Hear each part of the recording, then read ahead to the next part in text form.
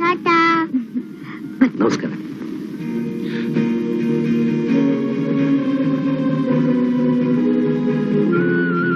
ನೀವು ಇಲ್ಲಿಗೆ ಯಾಕೆ ಬಂದಿದ್ದು? ಯಾಕೆ ಬರ್ಕೊಡ್ದ?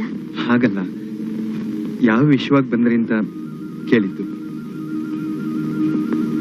ಅದು ನನಗೂ ನಿಮ್ ಹೆಂಡತಿಗೂ ಸಂಬಂಧಿಸಿದ ವಿಷಯ.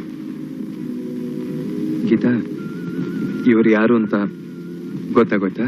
ಓ ಗೊತ್ತು, ಈ ಜಿಲ್ಲಾ ಕಮಿಷನರ್ ಅಂತ ಚೆನ್ನಾಗಿ ಗೊತ್ತು. ಅಚ್ಚಾ, ಬರ್ತೀನಿ.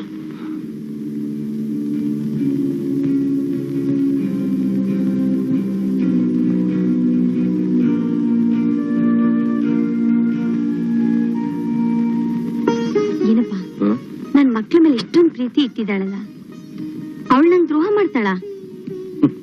ಎರಡೂ ನೀನೇ